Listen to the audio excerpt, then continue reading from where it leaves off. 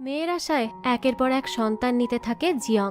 মেয়ে তো হয়ই না, বরং তার পরিবার পরিণত হয় একটি ছোটখাটো ফুটবল টিমে। তবে তার জীবনে ঝামেলা হয়ে আসে তারই এলাকার এক কুকুর, যে এলাকার বাকি সব কুকুরকে প্রেগনেন্ট করে বেড়াতো। আর তার যন্ত্রণায় অতিষ্ঠ ছিল পুরো গ্রামবাসী। এখন এই কুকুর জিয়ং এর জীবনে কি কি ঝামেলা পাকায় সেটাই দেখব আজকের এই funny Korean series the pork কাটলেটসে।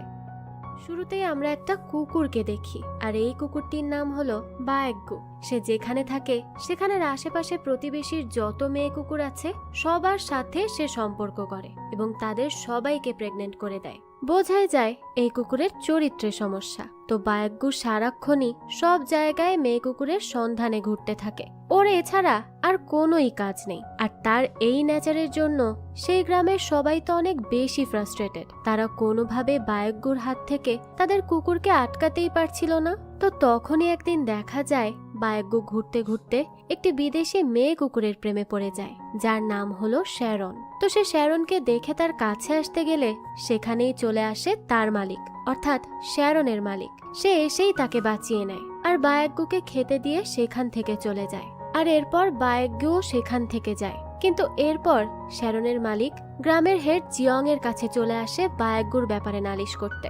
আর জিয়ং তো তখনই চলে যায় ওই বায়েগ্গুর বাসায়। বায়েগ্গুর মালিক হলো একজন বৃদ্ধ মহিলা, তার নাম চুন। তো চুনের কাছে গিয়ে যখন জিয়ং বলে যে সে যেন তার কুকুর, অর্থাৎ ওই বায়েগ্গুকে একটু বেঁধে রাখে, কারণ প্রতিবেশী তাদের বিদেশি কুকুরের উপর বায়েগ্গুর নজর থাকার কথা জানিয়েছে।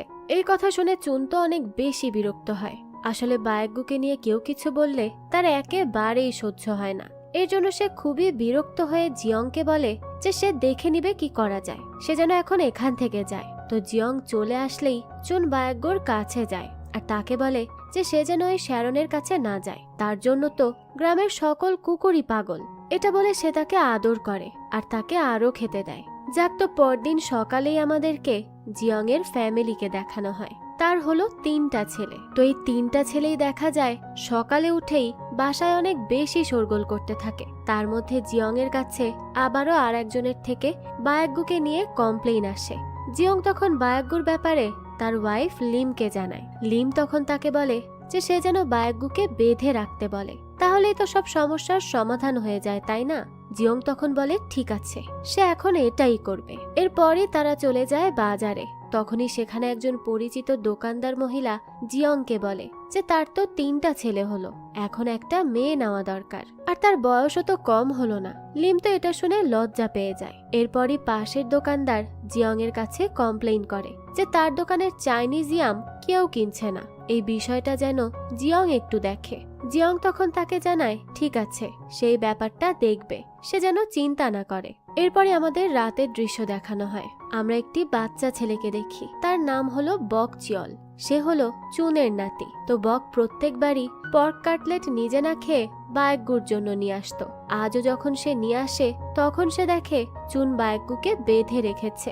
এটা দেখে তো তার অনেক কষ্ট হয়, আর চুনও এটা সহ্য করতে পারে না। কিন্তু তার কাছে তো করার কিছুই ছিল না, কারণ তার প্রতিবেশীরা বায়েগ্গুর নামে শুধু নালিশই করে যেত। যাক, তো পরের দিন সকালেই দেখা যায় বায়েগ্গু আবারও একটা কাণ্ড ঘটিয়ে ফেলেছে। সে এক প্রতিবেশীর বাড়িতে গিয়ে তার কুকুরের সাথে সম্পর্ক করতে গিয়েছে। আর তার মালিক তো এটা দেখার সাথে সাথেই জিয়ংকে নিয়ে দৌড়াতে দৌড়াতে চলে আসে চুনের কাছে। আর এসেই তাকে বলে যে সে তার কুকুরকে কেন আটকাচ্ছে না। চুন তাকে বলে যে সে তো বায়েগ্গুকে বেঁধেই রেখেছিল, আর যদি বায়েগ্গু তার কুকুরের সাথে কিছু করেও থাকে তাহলে তো এটা দুই পক্ষের ভালোবাসার জন্যই হচ্ছে, এখানে এত নিষেধ করার কি আছে। এটা শুনে জিয়ং বলে যে সে তো শুধু একজনকে ভালোবাসে না, সে তো সব কুকুরকে ভালোবাসে এবং তার তো বাচ্চারও অভাব নেই। এত এনার্জি যে কিভাবে আসে একটা কুকুরের মধ্যে। তখনই পাশে থাকা মহিলাটি বলে যে সে তো তাকে সেই চাইনিজ ইয়ামগুলো খাওয়ায়, যার জন্যই এমন হয়েছে, কিন্তু সে আর এগুলো সহ্য করতে পারছে না। তার কথা চুন তো তখন কানেও লাগায় না, যার জন্য তারা দুজনই নিরাশ হয়ে সেখান থেকে চলে আসে। কিন্তু মহিলাটি তখনও অনেক বেশি রেগেছিল। সে জিয়ংকে এই ব্যাপারে কিছু করতে বলে। জিয়ং বলে যে সে তো কুকুরটিকে বেঁধে রেখেছিল, কিন্তু বকচিয়ল হয়তো তাকে ছেড়ে দিয়েছে। তখনই সেখানে একটা কিউট মেয়ে তার বাবার সাথে আসে, আর এই মেয়েটি হলো আরিয়াম। জিয়ং মেয়েটিকে অনেক ভালোবাসে। তো রিয়াম সবাইকে বলে যে বকচিয়ল বায়াগ্গুকে অনেক বেশি ভালোবাসে আর প্রত্যেক কুকুরের মালিক তাদের কুকুরকে আগলে রাখলেই তো হয়। এটা শুনে তো মহিলাটি আরো বেশি রেগে যায়। তখনই জিয়ং বাচ্চাটিকে বাসায় পাঠিয়ে দেয় যাতে এখানে আর কোনো ঝামেলার সৃষ্টি না হয়। এরপরই সে নিজের কাজে যায়। দৃশ্য পরিবর্তন হলে আমরা দেখতে পাই জিয়ং একটি স্বপ্ন দেখতে থাকে। সে দেখে যে সে তার মেয়ের সাথে খেলছে। এর থেকেই বোঝা যায় তার একটি মেয়ের কত শখ। সে সবসময়ই একটি মেয়ে চেয়েছিল, কিন্তু বিধাতা তো তাকে তিনটা ছেলের বাবা বানিয়ে দিয়েছে। আর এই তিনটা ছেলে অনেক বেশি লাফালাফি আর দৌড়াদৌড়ি করতে থাকে, যে কারণে সে অনেক বেশি বিরক্ত হয়ে গেছে। তো পরদিন সকালে সে কোনোভাবে ঘুম থেকে ওঠে। এরপর লিম খাওয়ার সময় বলে যে তার তো বমি বমি লাগছে।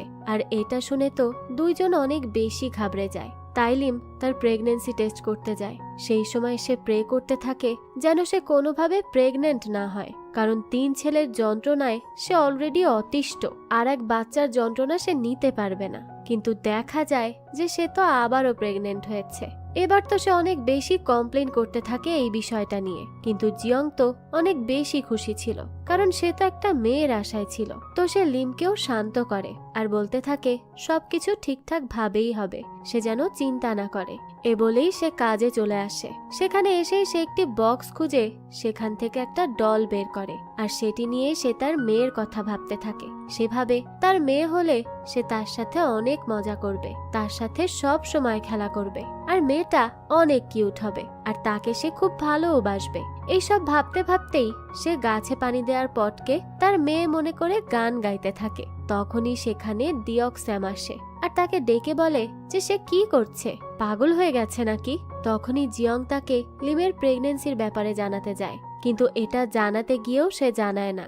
তখনই একটু কিছু বুঝতে পেরে স্যাম তো বারবার তার কাছে জানতে চায় আর বলে যে এটা সে কাউকে বলবে না, সে দয়া করে এটা বলুক সে কি বলতে চাচ্ছিল। তো জিয়ংও তো তার কথা শুনে তাকে বিশ্বাস করে আর সবটা বলে দেয়। এরপর রাতে দেখানো হয় লিম বাইরে দাঁড়িয়ে জিয়ং এর আসার অপেক্ষা করছিল।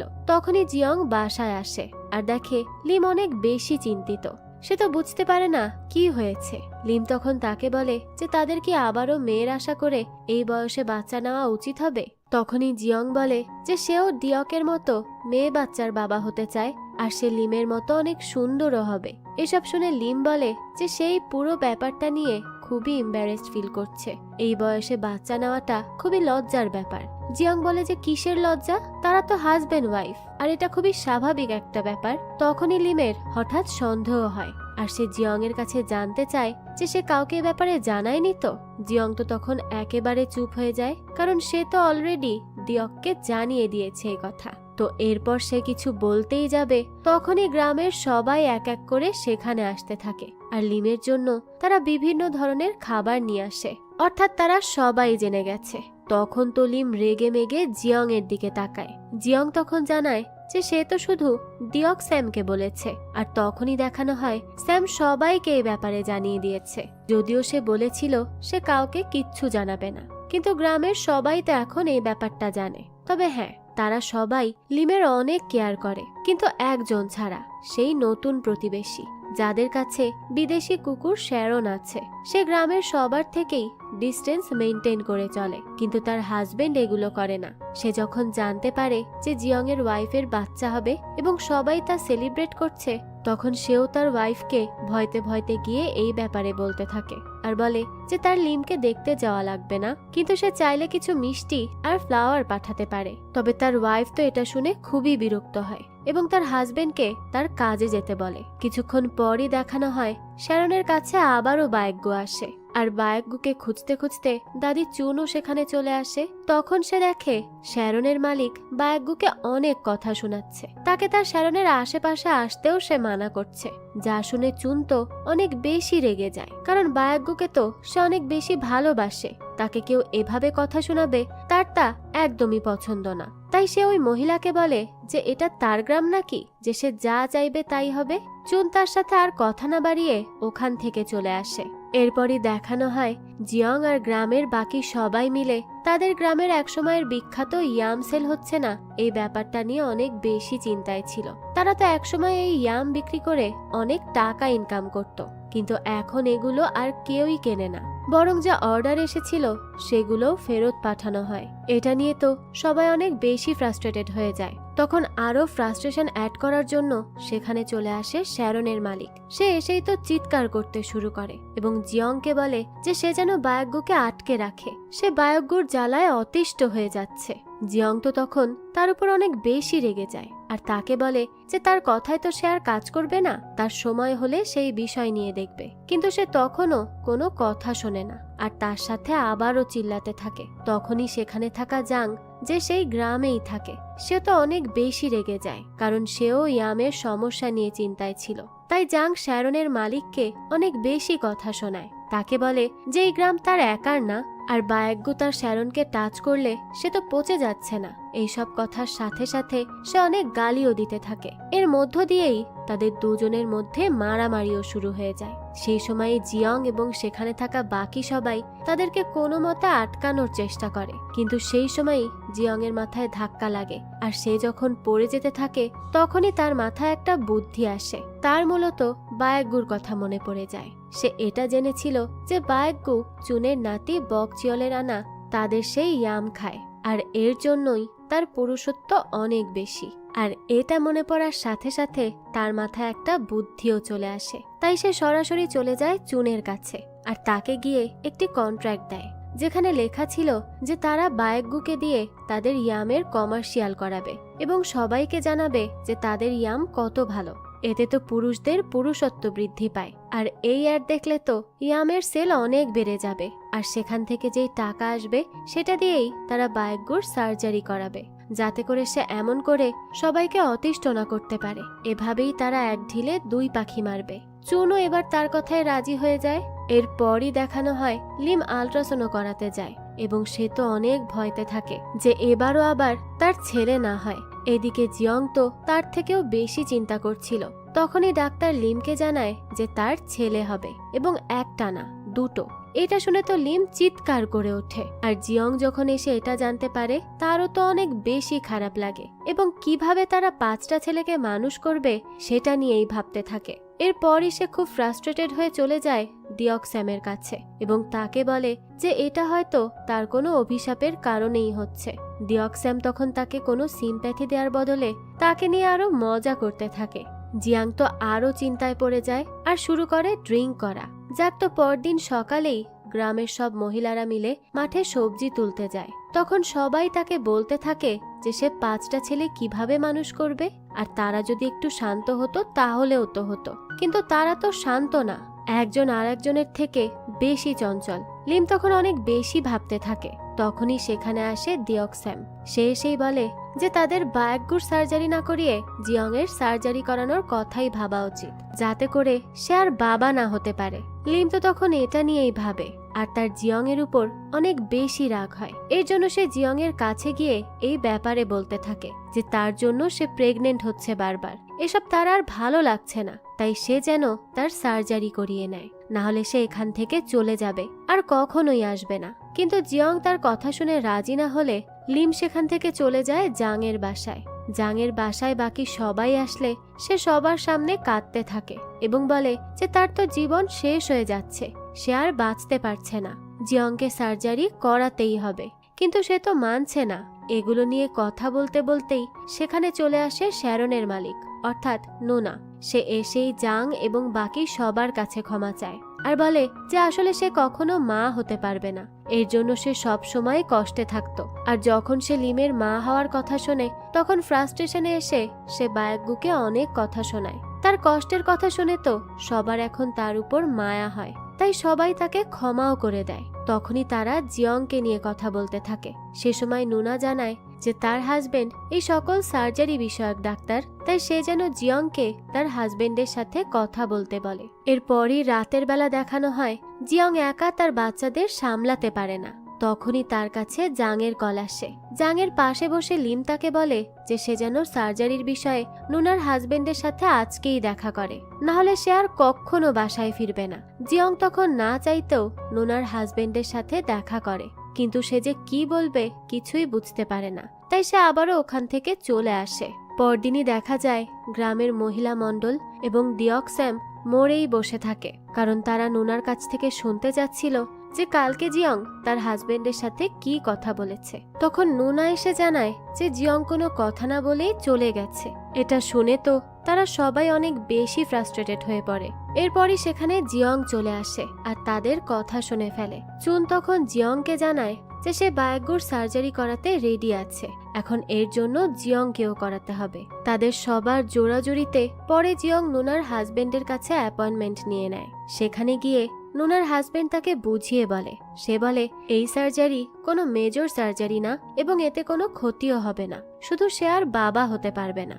জিয়ং তখন অলমোস্ট তার কথায় রাজি হয়ে সার্জারির জন্য সাইন করতে যাবে, কিন্তু তখনই সে আবার ভয় পেয়ে বলতে থাকে যে তার ভাবতে আরো কিছু সময় লাগবে।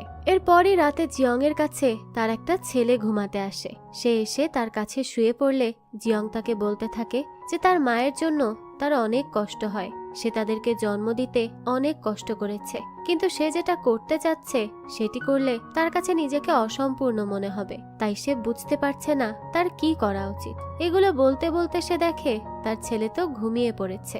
তখনই তার কাছে ডিয়ক্স্যামের কল আসে এবং সে তাকে ড্রিঙ্ক করার জন্য ডাকে। সেখানে তাদের সাথে নুনার হাজবেন্ডও ছিল। তো তার কাছে জিয়ং আবারও এই সার্জারি নিয়ে জানতে চায়। সে আর ডিয়ক্স্যাম দুজন মিলেই তাকে বোঝায় যে সার্জারি তো একদম ইজি এবং মাত্র 15 মিনিট লাগে। আর এরপরই নুনার হাজবেন্ড জানায় যে সে তার সার্জারি অনেক আগেই করেছে, কারণ তার ওয়াইফ নুনা অনেক বেশি রাগী। সে তাকে বলেছিল যে সে চিটিং মানতে পারবে, কিন্তু সৎ ছেলে মেয়ে সহ্য করতে পারবে না, এর জন্য তাকে না চাইতেও এটা করতে হয়। এই বলেই সে কাঁদতে থাকে, কারণ সে যদি কোনোভাবে চিটিং করত আর সেখানে তার কোনো বাচ্চা হয়ে যেত তখন তো তুল কালাম বেঁধে যেত। তাই এই সব কিছু এড়াতেই সে তার অপারেশন করতে বাধ্য হয়। আর এর থেকেই বোঝা যায় যে নুনা তার নিজের কারণে বাচ্চা না হওয়ার কথাটা মিথ্যা বলেছিল। তো এরপর থেকে সাহস পেয়ে ডিয়ক্স্যামও বলে যে আরিয়াম হওয়ার পর সেও এই সার্জারি করায়, কারণ তার আর বাচ্চার দরকার ছিল না। তাদের কথা শুনে জিয়ংও এবার ভরসা পায় আর সার্জারি করাতে রাজি হয়ে যায়। এরপর সে সেই রাতে লিমের সাথে দেখা করে এবং তাকে সেই সার্জারির এগ্রিমেন্টের পেপারটাও দেখায়, যেখানে সে সাইন করেছে দেখে লিম তো অনেক বেশি খুশি হয় এবং তার সাথে আবারও বাসায় চলে আসে। পরদিনই দাদি চুনকে দেখানো হয়। সে বকচিয়লকে পর্ক কাটলেট খাওয়ানোর কথা বলে তাকে চেক আপের জন্য নিয়ে যায়, যেখানে বিশেষ করে ছেলেদের চেক আপ করা হয়। তো বক তো জানতও না যে তার ছোটখাটো একটা সার্জারি হবে। এদিকে জিয়ং এরও আজকে সার্জারি হওয়ার কথা।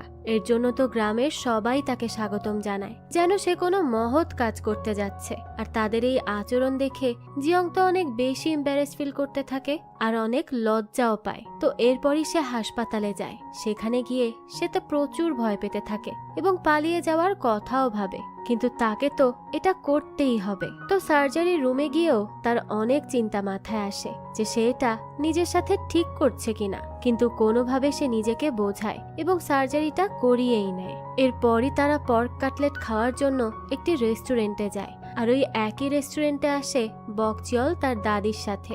সে তো অনেক বেশি কাঁদতে থাকে, কারণ তাকে ধোকা দিয়ে এখানে আনা হয়েছে। আর জিয়ংও তো অনেক কষ্ট পাচ্ছিল, যার জন্য তারা দুজনই পর্ক কাটলেট খেতে চায় না। তো এরপরই বাসা আসার সময় তাদের দুজনের গাড়িতে উঠানামা হওয়ায় অনেক কষ্ট হয়, তাই তারা দুজনই গাড়ি থেকে নেমে যায় আর নিজেদের কষ্ট নিয়ে বাসায় আস্তে আস্তে করে হেঁটে আসতে থাকে। এরপরই দেখানো হয় সবাই মিলে জিয়ং আর বকচিয়লের সার্জারি সেলিব্রেট করছিল। সেখানে সবাই তাদের জন্য অনেক মজার মজার রান্না করেও আনে। এরপর গ্রামের সবাই আসলে একসাথে মিলে বেশ মজা করে সময় কাটায়। এর থেকেই বোঝা যায় যে এই গ্রামে কারো প্রাইভেসি নেই, সবাই সবার ব্যাপারে সব জানে এবং মিলেমিশে থাকে। যাক, তো জিয়ং আর বকচিয়লের খাওয়া দাওয়া হয়। তখন তো সব বড়রা ড্রিঙ্ক করলেও জিয়ংকে নুনার হাজবেন্ড আজকে ড্রিঙ্ক করতে মানা করে, কারণ তার সার্জারি হয়েছে। তো এরপরই জিয়ং বকচিয়লকে নিয়ে বাইরে আসে আর বলে সে বকচিয়লকে তার বাসায় পৌঁছে দিয়ে নিজে বাসায় চলে যাবে, তারা যেন সবাই এখানে এনজয় করে। তো জিয়ং বকচিয়লকে বাসায় নিয়ে আসে এবং তাকে সাবধানে থাকতে বলে। এরপর বলে যে বায়াগ্গুর অপারেশন কবে হবে।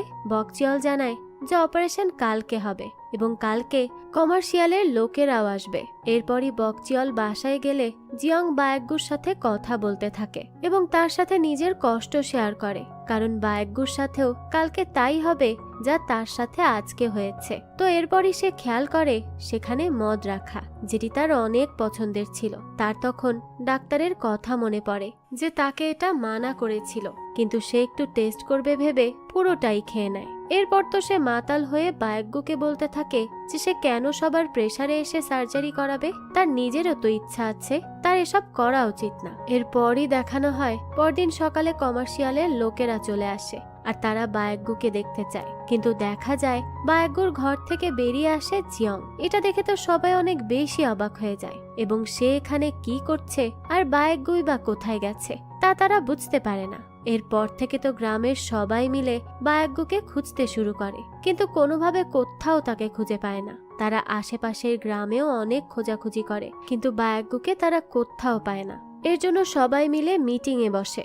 জিয়ং বলে যে হয়তো সে বায়াগ্গুকে ছেড়ে দিয়েছে বা সে হয়তো কিছু করেনি। তো এটা নিয়ে ভেবে আর কোনো লাভ নেই, কারণ সে তো অনেক বেশি ড্রাঙ্ক ছিল। তাদেরকে যে করেই হোক বায়াগ্গুকে খুঁজতে হবে, কারণ দাদি চুনের জন্য বায়াগ্গু তার ছেলের মতো ছিল। তার ছেলে মারা যাওয়ার আগে তার কাছে বায়াগ্গুকে রেখে গিয়েছিল, তাই তাদেরকে বায়াগ্গুকে খুঁজতে হবে।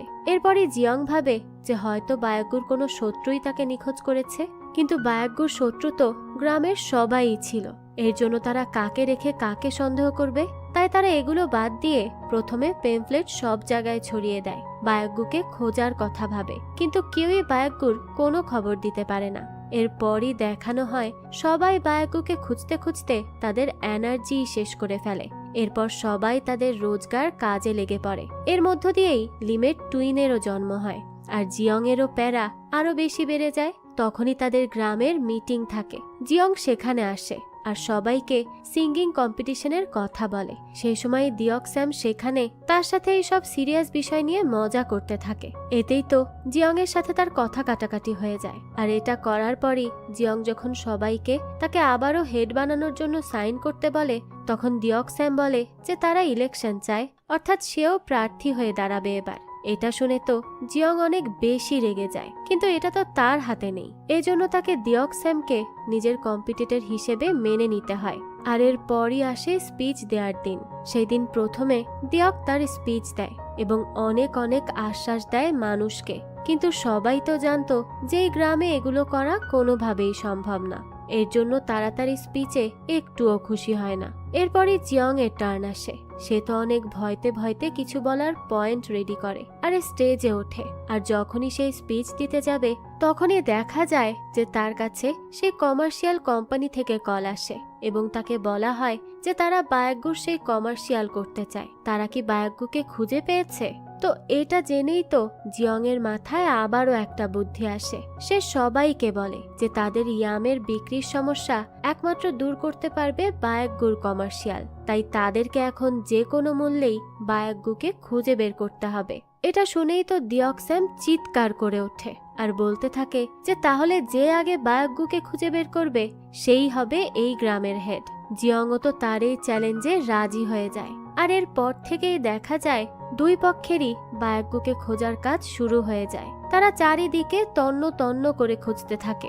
এখন এটাই দেখার পালা কে হবে গ্রামের হেড। তো এরপরই আমাদেরকে জিয়ংকে দেখানো হয়। সে তো বায়াগ্গুর বাসার মধ্যে ঢুকে তার সাইকোলজি বোঝার চেষ্টা করছিল। সে বোঝার চেষ্টা করে যে বায়াগ্গু আসলে কখন কি ভেবে কোন দিকে যেতে পারে। তখনই সেখানে সেই একই কাজ করতে থাকে দিয়ক স্যাম। সেও বায়াগ্গুর ফিঙ্গারপ্রিন্ট খোঁজার জন্য সেখানে চলে আসে, কিন্তু কুকুরের কি আর ফিঙ্গারপ্রিন্ট হয়? এই সব নিয়েই তো তাদের একসাথে সেখানে দেখা হলে দুজনের মধ্যে কথা কাটাকাটি হয়ে যায়। তারা দুজনই তো একে অপরকে উল্টো পাল্টা কথা বলতেই থাকে। তাদের দুজনের কেউই এখন একজন আরেকজনকে সহ্য করতে পারছিল না। যাক, তো এরপরই দেখানো হয় জিয়ং আর দিয়ক স্যাম আর বাকি সবাই মিলে একসাথে এক জায়গায় একত্রিত হয়। সবার একটাই আগ্রহ যে বায়াগ্গুকে খোঁজার কাজ কত দূর এগোলো। তখন তারা দুজনেই জানায় যে তারা কোনো ক্লুই এখন পর্যন্ত পায়নি। তখনই সেখানে দৌড়াতে দৌড়াতে জাং আসে আর সবাইকে বলে যে তার কুকুরের বাচ্চা হয়েছে, অর্থাৎ নিশ্চয়ই বায়গ্য আশেপাশেই আছে, কারণ বায়গ্য ছাড়া তো এই কাজ আর অন্য কেউ করতে পারে না।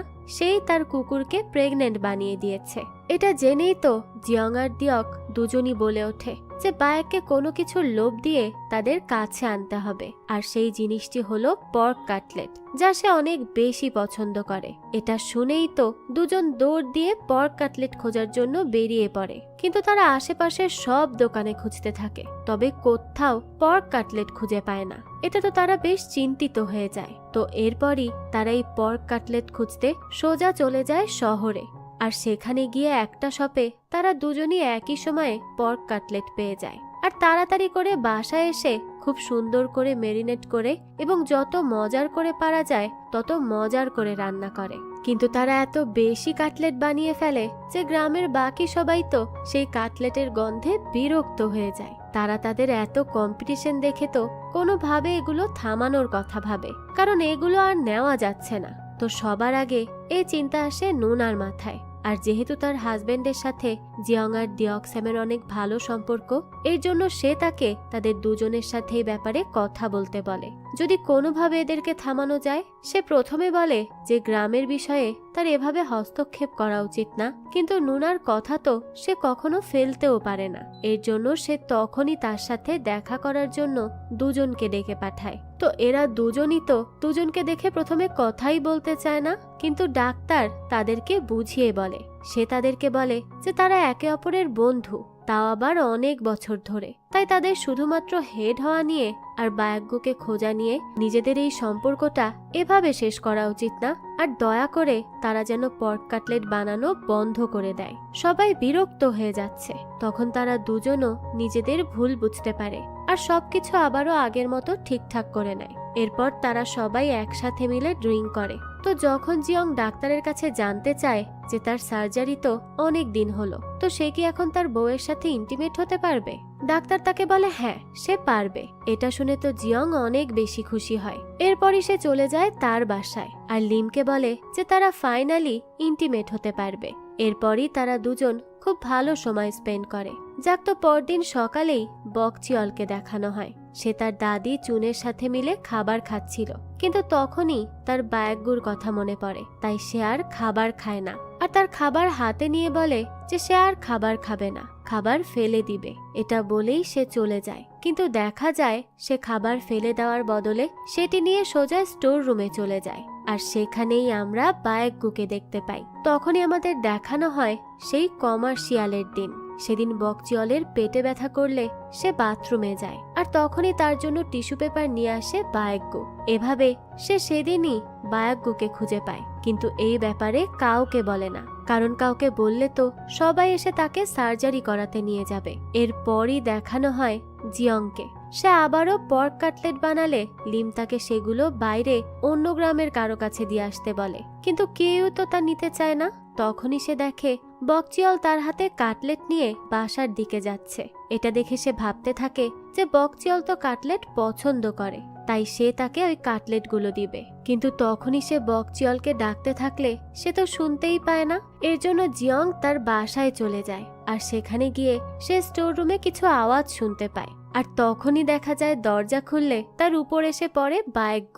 তাকে দেখেই তো সে অনেক বেশি খুশি হয়ে যায় আর বলে সে পেয়ে গেছে। কিন্তু তখনই বকচিয়লকে সেখানে আসতে দেখে সে বুঝে যায় যে বকচিয়লই তাকে এত দিন ধরে লুকিয়ে রেখেছে। তো এরপরই সে আলাদা করে তার কাছে জানতে চায় যে সে এটা কেন করলো। তখন বকচিয়ল বলে যে সে চায় না বায়গ্যুর সার্জারি হোক, সে এত কষ্ট নিতে পারবে না, তারও তো একটা জীবন আছে।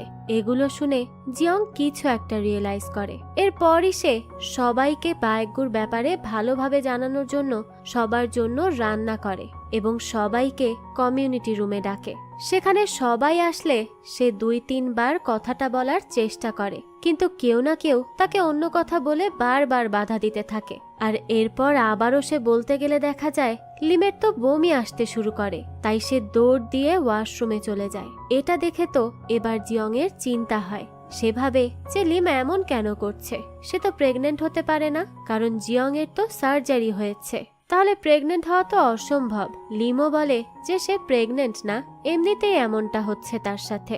কিন্তু এটা নিয়ে জিয়ং এর মনে সন্দেহ খানিকটা থেকেই যায়। তো এরপর যখন রাতের বেলা লিমের বমি পায়, তখন সে লিমকে প্রেগনেন্সি টেস্ট করাতে বলে। সে টেস্ট করতে থাকলে এদিকে জিয়ং ভাবতে থাকে যে তার পক্ষে তো আর বাবা হওয়া সম্ভব না, তাহলে এটা কার বাচ্চা? কিন্তু এই এলাকার বাকি দুজন পুরুষ হলো ডিঅক্স্যাম আর ডাক্তার, আর তারা দুইজনও তো বাবা হতে সক্ষম না। তাহলে এটা কার বাচ্চা হতে পারে, নাকি বাচ্চা হবে না? সে এরকম বিভিন্ন ধরনের উদ্ভট উদ্ভট চিন্তা করতে থাকে। ঠিক তখনই লিম চিৎকার করে ওঠে আর বলতে থাকে যে সে আবারও প্রেগনেন্ট হয়ে গেছে। এটা দেখে তো জিয়ং কিছুই বুঝতে পারে না। সে মনে করতে থাকে যে ডাক্তার হয়তো তার সার্জারি ঠিক মতো করেনি, তাই এই অবস্থা। এটা ভেবেই তো সে তাড়াতাড়ি করে ডাক্তারের কাছে যায় তার প্রশ্নের উত্তর খুঁজতে। তো সেখানে গিয়েই সে ডাক্তারের কাছে জানতে চায় যে সে তার অপারেশন কি ঠিক করে করেছিল, কোনো সমস্যা হয়নি তো? অপারেশন তো 100% সাকসেসফুল ছিল, তাই না? ডাক্তার বলে হ্যাঁ, সবকিছু তো ঠিকঠাকই ছিল, কোনো সমস্যা নেই। কিন্তু সে এই কথা কেন জানতে চাচ্ছে? এটা শুনেই জিয়ং সেখান থেকে বেরিয়ে যায়। এরপরই সে তার ওয়াইফ অর্থাৎ লিমের উপর সন্দেহ করতে থাকে, তাই সে সেখান থেকে পালিয়ে যায়। তার তো আর কিচ্ছু ভালো লাগছিল না। তো পরদিন সকালেই দেখা যায় ডিঅক্স্যাম কোনোভাবে এই সব কিছুর ব্যাপারে জেনে যায়। তাই সে দৌড়ে গিয়ে সবাইকে জানায় যে লিম তো আবারও প্রেগনেন্ট। আর এই কথা শুনে জিয়ং কোথাও পালিয়ে গেছে, কারণ সে তো বাবা হতে পারবে না। তাহলে এটা কিভাবে সম্ভব হতে পারে? এগুলো শুনে তো গ্রামের সবাইও অনেক অবাক হয়, আর এরপরই পুরো গ্রামে এই ব্যাপারটা ছড়িয়ে যায়। এরপর তারা সবাই মিলে জিয়ংকে খুঁজতে থাকে। এইদিকে লোক মুখে শুনে নুনাও এই ব্যাপারে জেনে যায়, তাই সে তার হাজবেন্ডকে কল করে। এরপর তাকে বলে যে সে জিয়ং এর কেমন অপারেশন করিয়েছে, তার ওয়াইফ তো প্রেগনেন্ট। ডাক্তার বলে যে সে যেন জিয়ংকে তার কাছে চেক আপের জন্য আসতে বলে, না হলে তো সে এর কারণ বলতে পারছে না। সে তো অপারেশনটা ঠিকঠাক মতোই করেছিল, কিভাবে এসব হলো সেটা তো সে নিজেও বুঝতে পারছে না। তখনই আমাদের জিয়ংকে দেখানো হয়, সে এদিক ওদিক ঘুরে বেড়াতে থাকে। সে তো একদম পাগলের মতো হয়ে গিয়েছিল, সবকিছু তার কাছে কষ্টের মনে হচ্ছিল। আর এরপরই সে ভোরবেলা অনেক ড্রিঙ্ক করতে থাকে। তাকে দেখে সবাই বলতে থাকে যে তার বউ তাকে চিট করেছে নাকি, যে সে এমন করছে। কেউ এগুলো বললে তো জিয়ং অনেক বেশি রেগে যায় আর তাদেরকে আচ্ছা মতো কথা শোনায়। তো তখন এই দিকে লিম তাকে খুঁজতে খুঁজতে সেখানে চলে আসে, আর এরপর তার সামনে বসে বলে যে তারা তো কত বছর ধরে সংসার করে, এখনো সে তাকে বিশ্বাস করতে পারলো না। সে কেন তাকে চিট করবে? সে তো জিয়ংকেই ভালোবাসে। জিয়ং তখন তাকে বলে যে তার ভুল হয়ে গেছে, তার এরকম করা উচিত হয়নি। কিন্তু সে তো এমন হওয়ার কারণটা বুঝতে পারছে না। অপারেশন করার পরও সে প্রেগনেন্ট কিভাবে হয়ে গেল? লিম তখন বলে যে ডাক্তার তাকে এ বিষয়ে কথা বলার জন্য তার সাথে দেখা করতে বলেছে, তাই সে যেন ডাক্তারের কাছে যায়। তো এরপরই তারা ডাক্তারের সাথে দেখা করে আর তার সব চেক আপের পর বলে যে আসলে অপারেশনের পরও তার মধ্যে বাবা হওয়ার কিছু ক্ষমতা ছিল, যা 6 মাসের মধ্যেই চলে যেত। কিন্তু সে তো তার আগেই তার স্ত্রীর সাথে ইন্টিমেট হয়েছে, এর জন্য তারা আবারও প্রেগনেন্ট হয়ে গেছে। কিন্তু নুনার হাজবেন্ডও হয়তো এই ব্যাপারটা তখন বুঝতে পারেনি, তাই সে তার ওয়াইফের সাথে ইন্টিমেট হওয়ার পারমিশন দিয়ে দিয়েছিল। এটা শুনে তো লিম অনেক বেশি কাঁদতে থাকে, কিন্তু জিয়ং তার কাছে ক্ষমা চেয়ে চেয়ে তাকে শান্ত করে এবং বোঝায় যে এটাই তো তাদের শেষ বাচ্চা, এরপর আর কোনো সমস্যা হবে না। তো যাই হোক, গ্রামে ফিরে এসে তারা গ্রামের সবাইকে সবকিছু জানায়, কারণ তাদের না জানালেও তারা তো জেনেই যাবে। তো তারা তাদের জন্য খুশি হয়, কিন্তু কি আর বলবে বুঝতে পারে না, কারণ পরপর এতগুলো বাচ্চা। তো তারা কথা বলতে থাকে। তখনই পাশ থেকে বকচিয়ল তার সাথে করে বায়গুর জন্য পর্ক কাটলেট নিয়ে যেতে থাকে, কিন্তু তাকে দেখে তার কাছে তার দাদি চুন আসে আর সে কাটলেটের প্যাকেট লুকিয়ে ফেলে। দাদি তখন তাকে তার সাথে থাকতে বললে বকচিয়ল বলে যে তার পেটে ব্যথা করছে। এটা বলে বাহানা করে সে বাসায় চলে যায়। এরপরই বায়গুকে খেতে দেয়, কিন্তু তখন সে বলতে থাকে যে সে তার দাদি চুনের সাথে আর মিথ্যা বলতে পারছে না। এদিকে জিয়ংকে দেখানো হয়, সে তার ছেলেদের ডেকে ভালোভাবে রান্না করে জানায় যে তাদের মা আবারও প্রেগনেন্ট। এটা শুনে তো ছেলেগুলো খুবই ফ্রাস্ট্রেটেড হয়ে যায়। তারা বলে যে এত বাচ্চা দিয়ে তারা করবেটা কি। তখন জিয়ং তাদের কোনোভাবে লোভ দেয় আর বলে যে তাদেরকে তাদের ছোট টুইন 2 ভাইয়ের খেয়াল রাখতে হবে এবং ভালোভাবে চলতে হবে। তো বাচ্চাগুলোও তখন রাজি হয়ে যায়। পরদিনই দাদি চুনকে দেখানো হয়, সে তার চুল কালার করে। এরপরই সে বকচিয়লকে বলে যে বেঁচে যাওয়া হেয়ার ডাই ফেলে দিতে, কিন্তু হেয়ার ডাই দেখে চিয়লের মাথায় একটা বুদ্ধি আসে। এরপরই দেখানো হয় দাদি চুন শহরে যাচ্ছিল। তখনই সে বকচিয়লকে দিয়কস্যামের সাথে যেতে বলে, কারণ দিয়কস্যাম আজ তার স্কুলের দিকে যাবে, তাহলে তাকে বাসের জন্য অপেক্ষাও করতে হবে না। এটা বলেই সে চলে যায়। এদিকে জিয়ং আর লিম আজকে আল্ট্রাসাউন্ড করতে যাচ্ছিল। আজকে তারা বাচ্চার জেন্ডার জানতে পারবে। তখনই সেখানে জিয়ং দিয়কস্যামকে তার বাইক নিয়ে যেতে দেখলে তাকে ডাক দেয় এবং বলে যে সে কোথায় যাচ্ছে। দিয়কস্যাম বলে সে দাদি চুনের কথায় বকচিয়লকে স্কুলে দিয়ে আসার জন্য পিক করতে যাচ্ছে। এটা শুনে তো তার বায়েকগুর কথা মনে পড়ে। আসলে যেদিন সে বায়েকগুকে খুঁজে পেয়েছিল তখন তার সাথে বকচিয়লের চুক্তি হয়েছিল যে বায়েকগুকে যে বকচিয়ল তার ওখানে লুকিয়ে রেখেছে এটা তারা দিয়কের থেকে লুকিয়ে রাখবে, না হলে সে এটাকে পুঁজি বানিয়ে ইলেকশনে জিতে হেড হয়ে যাবে। বকচিয়লও তার কথায় রাজি হয়ে যায়। তো এই কথা মনে করে জিয়ং তাড়াতাড়ি করে তার বউকে গাড়িতে নিয়েই বকচিয়লের কাছে আগে পৌঁছে যায় এবং তাকে ইশারায় জানিয়ে দেয় যে সে যেন আজ বাসে করে চলে যায় আর বায়েকগুকে সামলে রাখে। বকচিয়লও তার কথা বুঝতে পারে আর তাকে আশ্বাস দেয় যে সে সবকিছু সামলে নিবে। এরপর সে তার দাদির সেই হেয়ার ডাই নিয়ে বায়েকগুর গায়ে লাগায় এবং তাকে সাদা কুকুর থেকে কালো কুকুর বানিয়ে দেয় যাতে কেউ তাকে চিনতে না পারে। এদিকে দেখানো হয় জিয়ং লিমকে নিয়ে হাসপাতালে যায়। সেখানে গিয়ে তো সে চিন্তা করতে থাকে যে এবার তার কি বাচ্চা হবে। তখনই লিম চিৎকার করে ওঠে।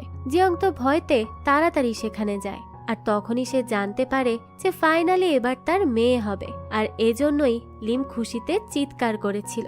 তারা দুজন তো অনেক বেশি খুশি হয়, তাদের খুশির তো কোনো ঠিকানাই থাকে না। আর এই খুশিতে তারা গ্রামের সবাইকে নিয়ে মহাভোজের আয়োজন করে। সবাই সেখানে তাদের জন্য অনেক খুশি ছিল আর সবাই মিলে রান্না বান্নাও করছিল। তখনই দিয়কস্যাম রান্নার জন্য এক্সট্রা কাঠ খোঁজে। সেই সময় দাদি চুন তাকে বলে যে কাঠগুলো তার বাসার স্টোরে আছে। দিয়কস্যাম তখন সেখানেই যেতে থাকে। এদিকে জিয়ং এসে যখন এই কথা শোনে তখন তো সে আর কিচ্ছু ভাবে না। সে সোজা বকচিয়লকে বিপদের কথা বলে তাকে নিয়ে সেখানে চলে যায়। কিন্তু এইদিকে দিয়কস্যাম সেখানে বায়েকগুকে পেয়ে যায়, কিন্তু প্রথমে সে তাকে চিনতে পারে না। এরপর যখন সে তার নাম ধরে ডাকে তখন বায়েকগু লেজ নাড়লে দিয়কস্যাম বুঝে যায় যে এটিই বায়েকগু। আর এটা বুঝতে পেরে সে চিৎকার করে বলতে থাকে পেয়ে গেছে, সে পেয়ে গেছে। তো তার চিৎকার শুনে সবাই সেখানে চলে আসে, কিন্তু দেখে কুকুরটি বায়েকগুর মতো দেখতে না। আর তাছাড়া এইবার যখন দিয়কস্যাম তার নাম ধরে ডাকে তখন সে ডাকও শোনে না। কিন্তু তখনই দিয়কস্যাম তাকে পর্ক কাটলেট খাওয়ানোর কথা মনে করে। এটা তো বায়েকগুর ফেভারিট, সে এটাকে না বলবে না। কিন্তু দেখা যায় কাটলেট তার সামনে নিয়ে রাখলেও সে মুখ খোলে না, কোনো ইন্টারেস্টই দেখায় না। এটা দেখে তো সবাই দিয়ককে উল্টো পাল্টা বলে আর বাসায় পাঠিয়ে দেয়। কিন্তু দেখা যায় সবাই ঠিকই বুঝতে পারে যে এটা বায়েকগু, কিন্তু তারা দিয়কস্যামকে হেড না বানানোর জন্য সত্যিটা লুকিয়ে যায়। তবে তখনই তারা ভাবে যে তারা তাদের ইয়ামের প্রমোশন কিভাবে করবে। তখন লিমের মাথায় একটা বুদ্ধি আসে আর দেখানো হয় কমার্শিয়াল থেকে লোকও চলে আসে আর তারা জিয়ং এর শুট করে, কারণ তার পুরুষত্ব তো বায়েকগুর থেকেও বেশি ছিল, কারণ তার 5টা ছেলে আর 1টি মেয়ে। তো এটা বলে সে ইয়ামের প্রমোশন করে। এরপর সেখানে বায়েকগু বেরিয়ে আসলে কমার্শিয়ালের লোকেরা বলে যে তাদের কুকুরকে তারা কালার কেন করেছে। এটা শুনে দিয়কস্যাম কিছু বুঝতে না পারলে তাড়াতাড়ি করে জিয়ংকে বলে যে এটা বায়েকগু না, এটা হায়াকগু। এরপরই আমাদেরকে ফ্ল্যাশব্যাক দেখানো হয়। বকচিয়ল বায়েকগুর অনেক ট্রেনিং দেয় এবং তাকে বোঝায় যে সে যেন অন্যের থেকে পর্ক কাটলেট না খায়। অনেক ট্রেনিং দিতে দিতে বায়েকগু ঠিকই বুঝে যায়। তো এর জন্যই সে দিয়কের দেওয়া কাটলেট খায়নি। কিন্তু এরপর দাদি চুনের ফ্ল্যাশব্যাক দেখানো হয়। সে একটি দোকানে যায় আর সেখানে নিজের জন্য হেয়ার ডাই না নিয়ে কুকুরের জন্য নেয়। অর্থাৎ সে আগে থেকেই জানতো যে বায়েকগু তার নাতির কাছেই আছে, কিন্তু সেও তো বায়েকগুকে সার্জারি থেকে প্রোটেক্ট করতে চেয়েছিল। আর সে এটাও চেয়েছিল যেন বায়েকগুর ইনভলভমেন্ট ছাড়াই ইয়ামের প্রবলেমও সলভ হয়ে যায়। তো আসল মাস্টার মাইন্ড তো সেই ছিল।